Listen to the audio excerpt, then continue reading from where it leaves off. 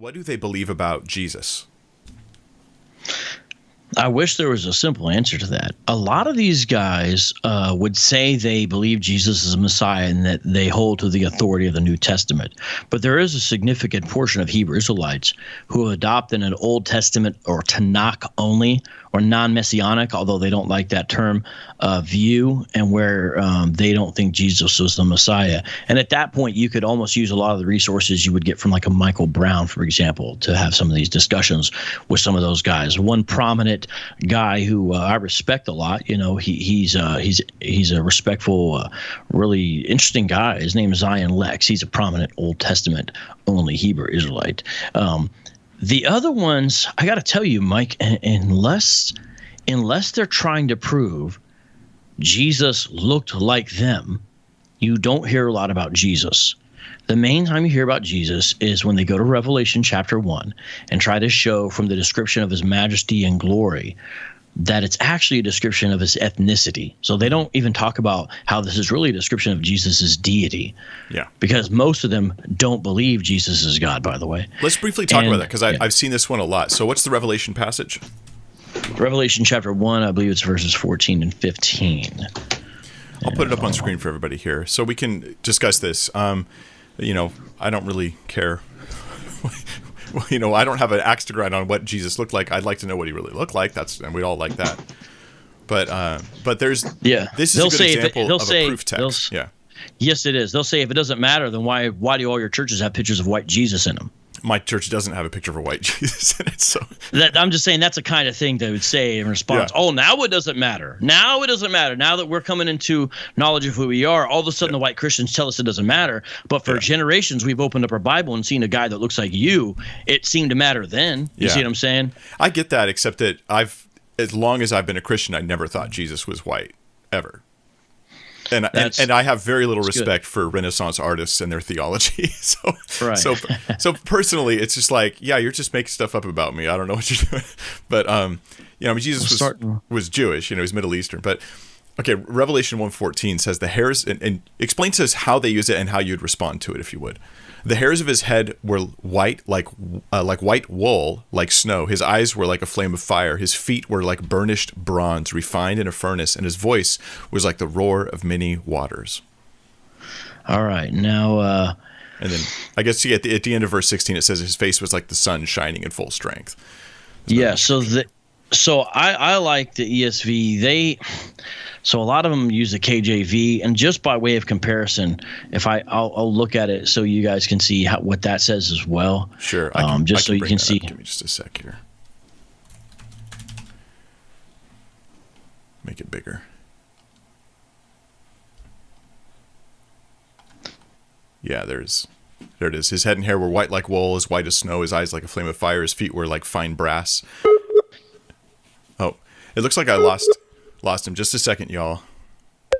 You pulled like Moses off the mountain. Oh, there you go. Huh? Are we back? I lost you for a second. Oh, I'm sorry about that. That was weird. So they'll gloss over his head was white. His head was white. Yeah. You see what I'm saying? Because it says it's not just his hair, but his head too. Yes. Yeah. And they'll say, well, that just means it was shining or something. But then the hairs, if you look at all their portrayals, they have a Jesus who's got a head full of white hair. Right. And he looks like he's like 65 years old, right? And so sometimes we'll joke around with him and say, man, that is the oldest looking 33-year-old I've ever seen. Mm-hmm. Not that Jesus has to stay looking 33 for eternity, but it's just funny. They're like, here's what Jesus looked like. And like, you know, last we knew of him. But here's what they zoom in on: white like wool. They'll say, who's the only people who have woolly hair on this planet? They'll say the so-called black man. But of course, notice what it says right after it, as white as snow. So obviously it's talking about texture, because it's like your mom is so fat. How fat is she? Right? Well, his hair was so white. How white was it? You see what I'm saying? Yeah. White like wool, as white as snow. And I'll say it's talking about it's not talking about texture. It's talking about color. They'll say, no, it's talking about both. And I'll say, okay, what's the texture of snow? If it's talking about both with the wool, then wouldn't it be talking about both with the snow? Who has texture? Whose hair texture is like snow? You see what I'm saying? So usually, though, they just do these in rapid fashion, yelling it out. And whenever they get to a point, everyone, hoorahs. And so it's very difficult to really get into this discussion. They just go over it because this is not a description of Jesus on a Saturday night. You see what I'm saying? Oh, yeah. That's the key. That's the key. Yeah. That's white as snow, and his eyes were as flame of fire. And I kid you not, a lot of the groups say that's because I wish I didn't have to repeat this, Mike. A lot of the groups say black folks' eyes get red when they drink, and Jesus, the Bible says he's going to come back drinking of wine, basically mad as heck, right? They'll say other language, but they actually say the fiery, flaming eyes are because his eyes are red from drinking. And again, it's not a okay, joke. listen, here's a reveal moment. Yeah, here's a reveal moment for us. We don't care about the truth of Jesus. We have an agenda. We want to say that Jesus looks a certain way to support our theology. So red eyes, alcohol, right? Like I'm going to go that way. And this is a good reveal moment where you just, and when they're hitting you rapid fire, a lot of people are like, I can't respond that quick.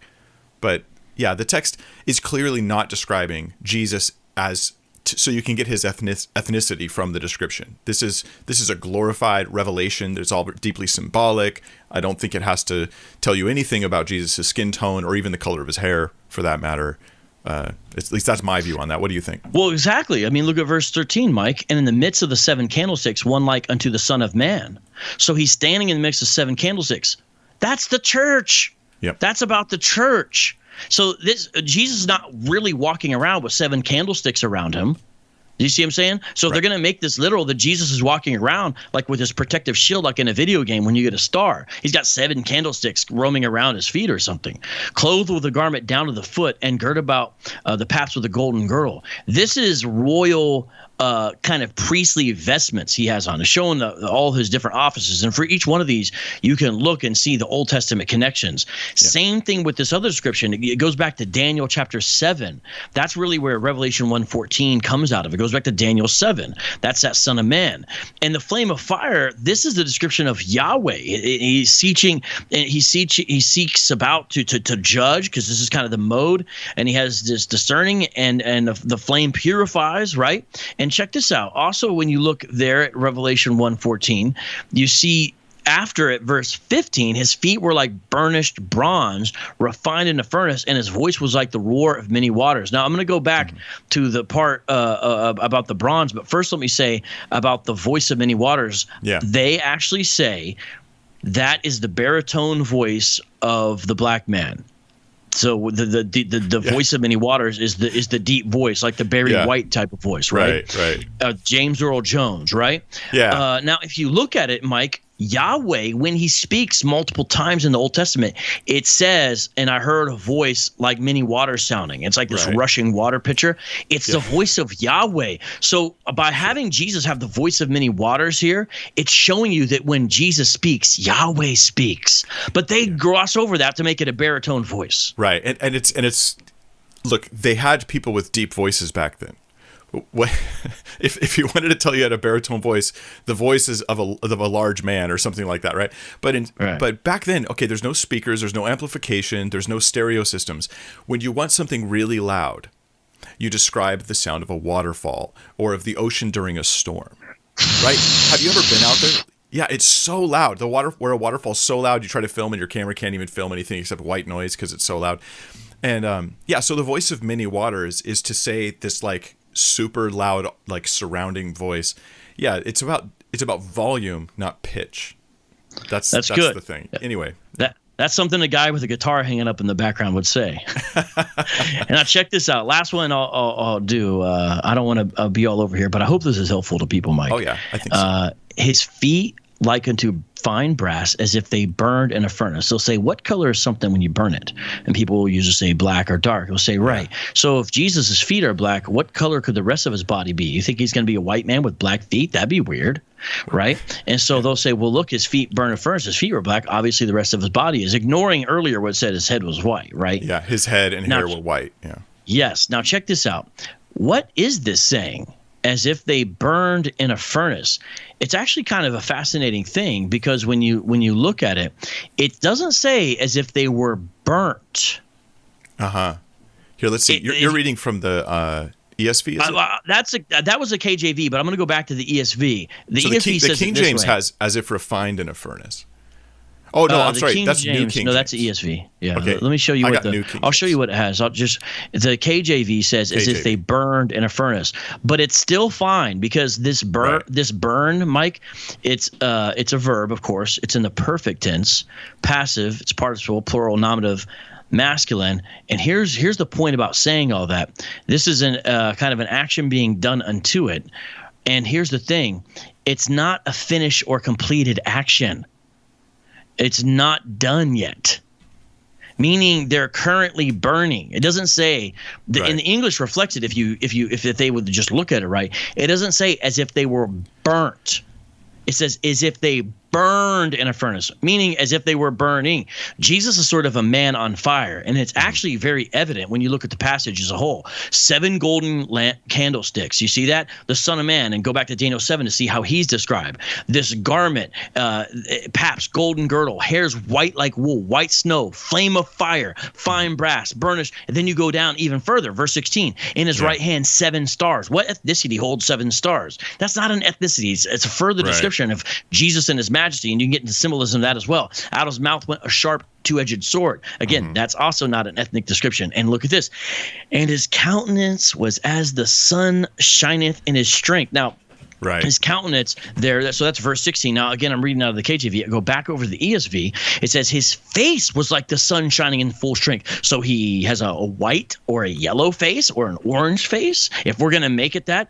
No, again, this is a description of Yahweh and the glory of the Lord. You know, when you go to Moses and the mountain, this is the kind of picture we're getting. Jesus is sort of like a human candy corn in color, is the way this is being described. Meaning, the point is this burning man on fire representing the glory of Yahweh himself. And it's really an attestation to his deity, his majesty, his royalty, his power, his glory. They strip all that away and say this means Jesus is black. Yeah, which is in the beginning, at the outset, it's okay. It's not trying to tell you what Jesus looked like while he was walking the earth. It's a revelation of Jesus in glory. B, all these things are symbolic, as you're saying, to represent truths about Christ. Yes. They're not meant to say this is what he always looks like in his human form or something like that. And then C, if you really take it as a literal physical description of what Jesus just always looks like, it doesn't fit any ethnicity. It's just like he's glowing. He's got light coming out of him. He's got a sword coming out of his mouth. Let's talk about that. I don't know what ethnicity has swords coming out of their mouth. Obviously, this is not meant to be taken that way.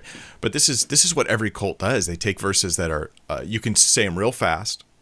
You grab a few points. You ask people trick questions, and then you move on to a new verse. And then that happens. What are some of the other things, though? Unless you want to share more on this, what are some other things that that like when they first initially kind of get people into the movement?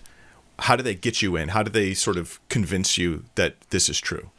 Deuteronomy 28 is the big one, and if you're willing to go there, we could. But while we're going there, I want to encourage everyone, we're not making up these interpretations about Revelation. Now, everyone has an Old Testament connection, but some of them John even tells you. And at the end of Revelation 1 is verse 20, and he says this, everybody, as for the mystery of the 7 stars that you saw on my right hand and the 7 golden lampstands, the 7 stars are the angels of the 7 churches, and the 7 lampstands are the 7 churches. John is literally telling you there's a symbolic interpretation to the way I'm describing Jesus. It's like, hey, go find out the rest of it from the Old Testament. But he's like, here's some of the code, the key right here, ladies and gentlemen. Now, the problem is when we refute their misuse of this, Mike, they'll say, oh, so Jesus was white. Jesus was not white. It would be some kind of strange miracle in the Middle East if he was. It'd be the weirdest thing. It'd make the Jerusalem Daily front page, right? Right. But not being white doesn't mean you're black. This bifurcated view of the world of a post-Jim Crow era, then it really is a biblical way of thinking and the larger world. There's so many more different things. And we could even get into archaeology, and they've discovered Galilean first century male skulls, a whole sort of cachet of them. And they did the measurements and did this and that, and they most closely line up with with the Jews of Iraq today, who have now mainly left Iraq, but they match up with the modern people group as far as the way they look. And there's even done some artists who get into this whole thing about reconstructions now, and then they'll kind of look at any contemporary images we have of Israelites, which are few and far between, granted, but to find more mummy portraits are perhaps one place, although those may mainly be Egyptians. But that's interesting because sometimes Egyptians were confused with Israelites, so we can see what first century Egyptians look like as a cue to maybe the way some first century Jews look like, and it kind of goes on a broad array of range. So there's a lot to do, but the second you start engaging in this, they'll just say this is just white supremacy. This is they'll put it off on something else. But it's like, no, let's say Jesus was black. Revelation 1 is not the place to go to find it. Mm-hmm.